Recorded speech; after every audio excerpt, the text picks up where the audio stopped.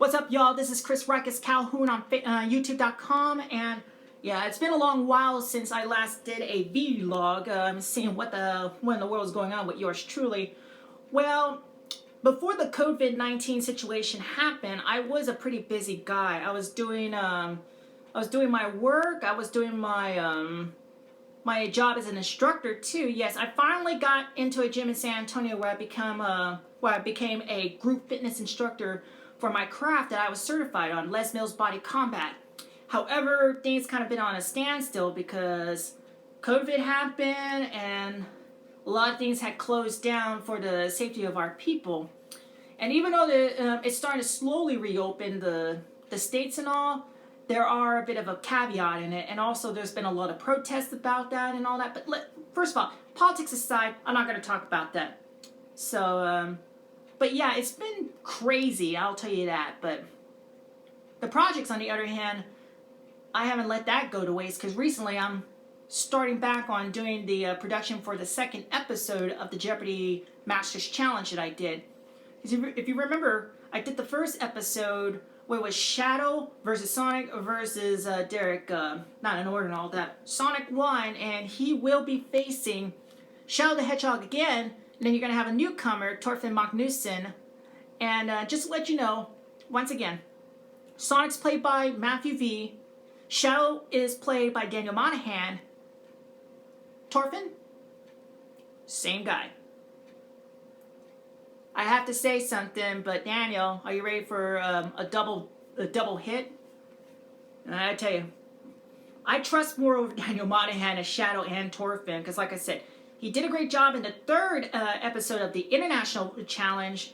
It was a little bit more deeper, but he's fine in the Masters Challenge. It's a little bit more lighter. I don't know. It's more like a 4Kids version, but again, he does it his way, and I'm fine with that. I don't judge it because, hey, you'll never know what's going to happen next. And he did great portraying Per Gunnar Hillese when he did Torfinn Magnuson, and hopefully I'll be glad to hear him again doing that. So just be on standby because these scripts will be given to them and hopefully I can start production once again.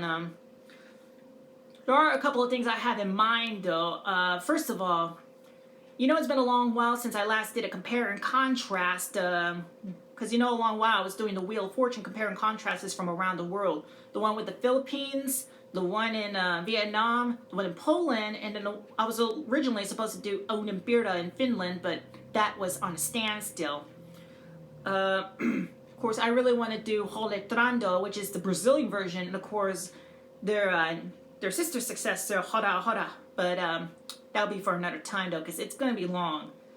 Because I have to go in deep with Roletrando, because it's the longest, Roletrando, and then the longest running one, Hora Hora.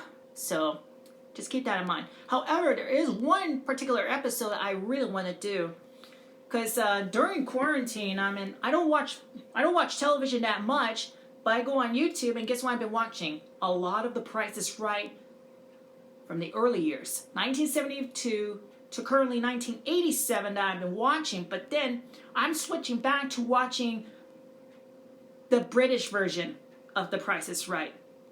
So in case you're wondering, yes, I will be doing a compare and contrast of the British version of The Price is Right. The one that had the two earlier versions that almost look similar but with changes, the budget, and then of course the famous one with Bruce Forsyth, the most popular person ever in the United Kingdom.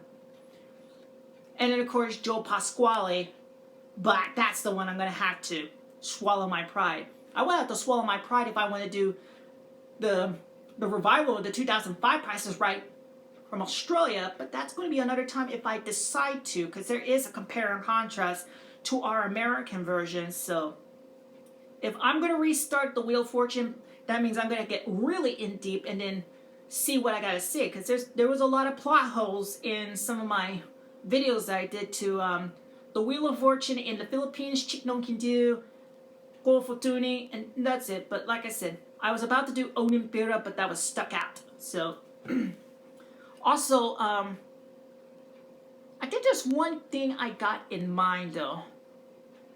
Because I know back then when I was Mario Cyrosco EX, I posted Sonic Kombat 2, the parody of Mortal Kombat, all of their fatalities.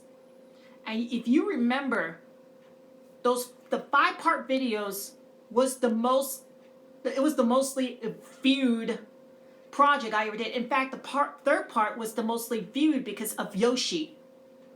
Well, I've been thinking hook and crook that I might consider reviving Sonic Kombat.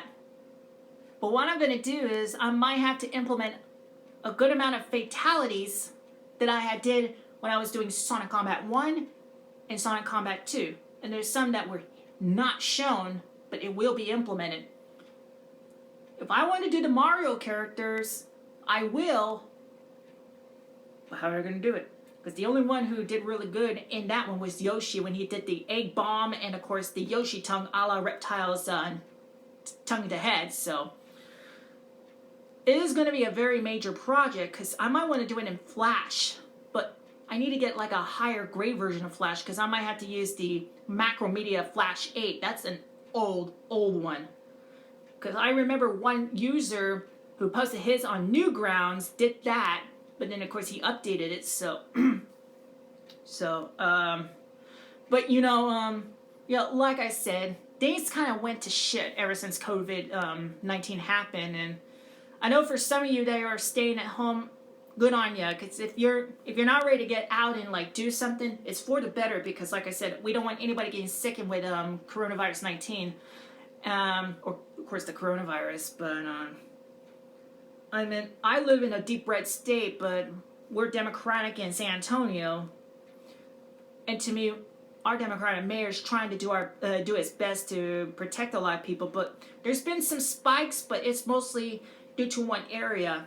It wasn't that much in the community because it's starting to crater. But as I said, the other states, it's going to hit the fan because a lot of people are desperate to get out. That's just me. But, yeah, that's about it. But like I said, Jeopardy is still intact. I will get the scripts ready. And like I said, if I'm going to do compare and contrast, I'm going to have to do it with a lot of extensive research. And yeah, I will do definitely the UK version of The Price is Right. And I might do the compare and contrast with the hosts of Concentration. The old school to the classic one with Alex Trebek, because that one is considered the most popular. But I watched Concentration, and I've been watching on YouTube a la Buzzer Plus. Man, what a trip. I love Concentration. It's fun to watch, so I might consider it. So, but being Chris Rikus Calhoun, which is, of course, a derivative of my initial CRC, I'm more adult now. Super Sentai is finally out the door. I don't want to have any more copyright strikes, as I said. It's no more. The project is completely dead to me now, so... Like I said, I'm more of an adult now. I'm going to be 34 next month, so... You may think I look more younger? Think again. I look a little more slimmer because I've been doing a lot of my exercises at home, a la Les Mills On Demand.